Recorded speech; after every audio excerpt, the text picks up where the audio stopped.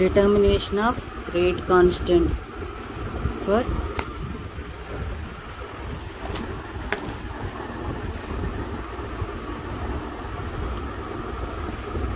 dissociative mechanism. Dissociative mechanism की rate constant ఎలా determine చేయాలి అనేది ఇప్పుడు నేర్చుకుంటాం. ఫస్ట్ డిసోసియేటివ్ మెకానిజంలో ఏం జరుగుతుంది, ML6 అనే ఒక ఆక్టాహైడ్రల్ కాంప్లెక్స్ తీసుకుంటే అది స్లో స్టెప్లో ML5 గాను ప్లస్ L గాను డిసోసియేట్ అయిపోతుంది. తర్వాత ఏం జరుగుతుంది, ఆ ML5 దగ్గరికి కొత్త లైగండ్ వచ్చి సబ్స్టిట్యూషన్ జరుగుతుంది. ఇప్పుడు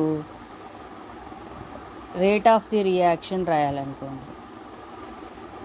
రేట్ ఆఫ్ ది రియాక్షన్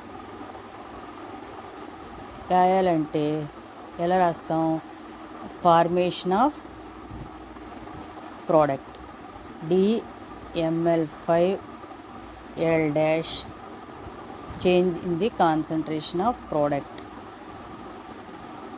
లేదా change in the concentration of reactants.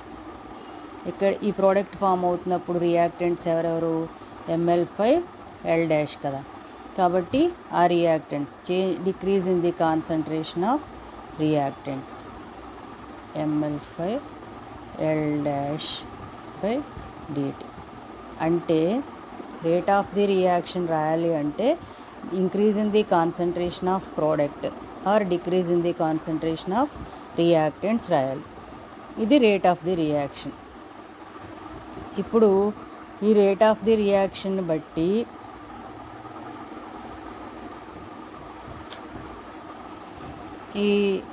దాన్నే ఇంకో రేట్ ఈక్వేషన్ టర్మ్లో ఎలా రాయొచ్చు, K ఇంటూ ఇది K1 ఇది K2 అనుకుంటే మనం ఈ స్టెప్కి రాస్తున్నాం కదా రేట్ ఆఫ్ ది రియాక్షన్, కాబట్టి K2 ఇంటూ దాని రియాక్టెంట్స్ ఎవరెవరు, ML5L'. ఇలా కూడా రాయొచ్చు. 3 అన్నమాట. Increase in the concentration of products, decrease in the concentration of reactants, or this is another method. Rate is equal to K2 into ML5L'. ఇప్పుడు దీనికి ఏం చేస్తామంటే స్టడీ స్టేట్ హైపోథసిస్ అప్లై చేస్తాం. మీరు స్టడీ స్టేట్ హైపోథసిస్ అనేది కైనెటిక్స్లో నేర్చుకున్నారు. Steady state hypothesis ఇక్కడ దీనిలో మనకి ML5 అనేది డైరెక్ట్గా మనం తీసుకోలేదు, అది రియాక్షన్ జరుగుతున్నప్పుడు ఫామ్ అయింది. ఏదైనా ఒక రేట్ ఈక్వేషన్లో అలాంటి ఒక కాంపోనెంట్ ఉంటే ఆ కాంపోనెంట్ని ఇప్పుడు స్టడీ స్టేట్ హైపోథసిస్ అప్లై చేస్తాం అనుకోండి. ఎవరికి అప్లై చేస్తాం, ML5, అంతేగాని L''కి అప్లై చేయం. ఎందుకంటే L' మనమే తీసుకున్నాం కదా, కాబట్టి L''కి అప్లై చేయకుండా ML5కి స్టడీ స్టేట్ హైపోథసిస్ అప్లై చేస్తాం అన్నమాట. ఈ స్టడీ స్టేట్ హైపోథసిస్ అప్లై చేసినప్పుడు ML5కి స్టడీ స్టేట్ హైపోథసిస్ అంటే ఏంటి, rate of the formation of ML5 is equal to rate of the decomposition of or consumption of ML5. అంటే ML5 ఎంత అయితే ఫామ్ అయిందో అంతా కూడా రియాక్షన్లో యూజ్ అయిపోయింది అనేది మనం ఇక్కడ అప్లై చేస్తున్నాం అన్నమాట. అదాన్ని స్టడీ స్టేట్ హైపోథసిస్ అంటారు. ఫార్మేషన్ ఆఫ్ ML5 అంటే ఏ స్టెప్లో జరుగుతుంది, ఇక్కడ జరుగుతుంది చూడండి, ఫస్ట్ స్టెప్లో జరుగుతుంది. ఫార్మేషన్ ఆఫ్ ML5 అనేది ఫస్ట్ స్టెప్లో రేట్ ఈక్వేషన్ ఏమవుతుంది, K1 into ML6 is equal to rate of the decomposition of ML5 consumption ఎక్కడ జరుగుతుంది, ఇది, దానిలో ఏమవుతుంది K2 ఇంటూ ML5L'. ఇది ఫస్ట్ స్టెప్ యొక్క rate equation is equal to second step యొక్క రేట్ ఈక్వేషన్. ఫస్ట్ స్టెప్లో ML5 ఎంత ఫామ్ అయిందో సెకండ్ స్టెప్లో ML5 అంతా కన్జ్యూమ్ అయిపోయింది అని చెప్తున్నాం అన్నమాట.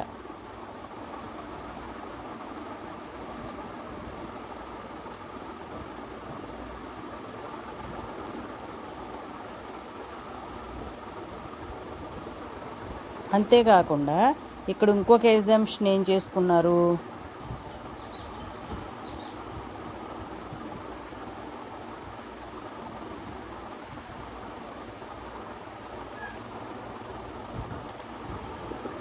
ఫస్ట్ స్టెప్ అనేది ఇప్పుడు ఇలా స్టడీ స్టేట్ హైపోథసిస్ రాసినప్పుడు ఫస్ట్ స్టెప్ అనేది బ్యాక్వర్డ్ రియాక్షన్ కూడా ఉందనుకున్నారు. అంటే ఇక్కడ ఎలా రాసుకున్నారు, ML6 ML5 plus L, ML5 second step, ML5 plus L dash plus L dash. ఇది 3 స్టెప్స్ అన్నమాట. ఇది 1, ఇది 2, ఇది 3. ఇప్పుడు స్టడీ స్టేట్ హైపోథసిస్లో ఏంటి, ML5 formation speed is equal to ML5 consumption speed.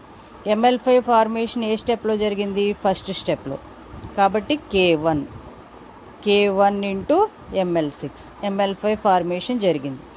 ML5 consumption ఎప్పుడెప్పుడు జరిగింది, కొంతేమో బ్యాక్కి వెళ్ళిపోయింది ML6గా, అది సెకండ్ స్టెప్. అంటే ఇక్కడ K1కి బ్యాక్ కాబట్టి K-1 అనుకున్నారనుకోండి. అప్పుడు ML5 కన్జంప్షన్ ఇంకొక స్టెప్ ఏమవుతుంది, K-1 ML5 ఇంటూ L. కాబట్టి ఇక్కడ ML5 కన్జంప్షన్ 2 రకాలుగా జరగవచ్చు. ఫస్ట్ స్టెప్లో ఫామ్ అయిన ML5 మళ్ళీ బ్యాక్కి వెళ్ళిపోవచ్చు, అవకాశాలు రాసామన్నమాట. లేదు మొత్తం వచ్చేసి ఇక్కడ కన్జ్యూమ్ అయిపోవచ్చు. కాబట్టి డికంపోజ్ అయిన మొత్తము కన్జ్యూమ్ అయిన మొత్తానికి సమానము అనేది స్టడీ స్టేట్ హైపోథసిస్. దాన్ని ఇక్కడ ఇలా తీసుకొచ్చాం. డికంపోజ్ అయిన స్టెప్ ఏంటి, K1 ఇంటూ ML6. కన్జ్యూమ్ అయిన స్టెప్స్ 2. బ్యాక్వర్డ్ స్టెప్ అయితే K-1 into ML5 into L. Consume అయిన స్టెప్ సెకండ్ స్టెప్ ఏమో K2 ఇంటూ ML5 L.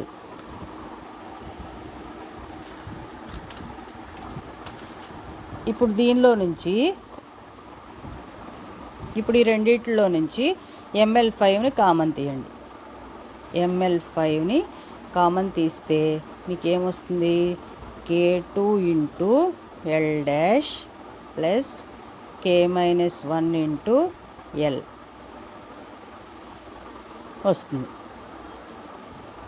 ఇప్పుడు దీన్ని ML5ని ఎంతో పక్కకు తీసుకురండి, మనకు తెలియదు కదా, దాన్ని అటుంచి దీన్ని తీసుకొస్తే ఏమవుతుంది, K1 into ML6 divided by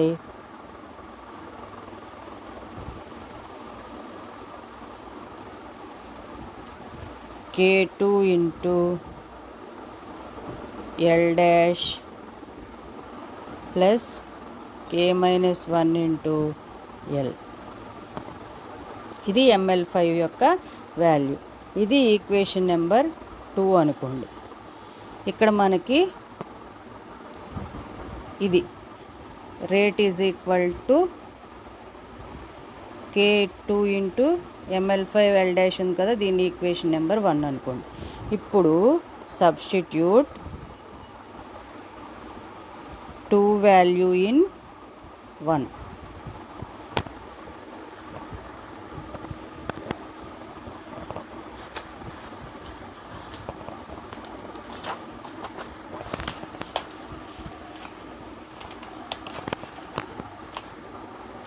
two value in 1 అయితే మనకేమవుతుంది, మనకేముంది 1 rate is equal to K2 into ML5 into L dash అని ఉంది కదా. దీనిలో ML5 బదులు ఇప్పుడు మనకు వచ్చింది తీసుకొచ్చాం. మనకు వచ్చింది ఏంటి, K2గా ఉంటుంది. ML5 మనకు వచ్చింది ఏంటి, K1 into ML6 divided by K2 L dash plus K-1 L కదా. ఇది పైన మనకు వచ్చింది, ఇది మొత్తం మనకి ml5కి వచ్చిన వాల్యూ, దాన్ని తీసుకొచ్చాం. ఆల్రెడీ K2 ఉంది, L' ఇంతకుముందు మనకు ఉంది.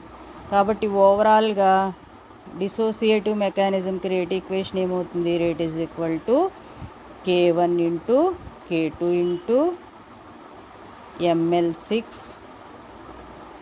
L' ఇక్కడ L6 అమ్మ, L6 అది okay. ml6 L' divided by K2 into L' plus K-1 into L. అయితే మనం ఈ సెకండ్ లైగాండ్ని మనమే తీసుకుంటున్నాం కదా. కాబట్టి ఒకవేళ సెకండ్ లైగాండ్ని మనం చాలా చాలా ఎక్కువ తీసుకున్నాం అనుకోండి ఫస్ట్ లైగాండ్తో కంపేర్ చేసినప్పుడు, అంటే ఇది చాలా చాలా ఎక్కువ దీంతో కంపేర్ చేసినప్పుడు, కాబట్టి ఇది నెగ్లెక్ట్ చేయొచ్చు. If L' is greater than L we can neglect this. అప్పుడు ఏమవుతుంది? దెన్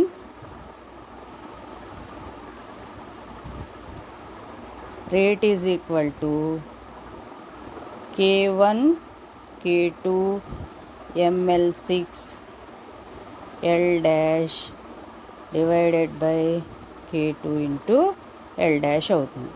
ఇప్పుడు దీనిలో ఈ L' K2 క్యాన్సిల్ అయిపోతుంది. Final rate is equal to K1 into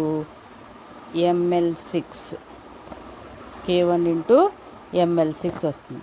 కాబట్టి మీకు ఇక్కడ మనం ఫస్టే చెప్పుకున్నాం, డిసోసియేటివ్ మెకానిజం అంటే SN1 unimolecular nucleophilic substitution. Unimolecular అంటే rate of the reaction depends only upon the concentration of complex only, not on the incoming ligand, depends only on one molecule. ఇక్కడ చూడండి, rate of the reaction depends only on the complex. So dissociative mechanism is SN1 mechanism, that is unimolecular mechanism. Okay.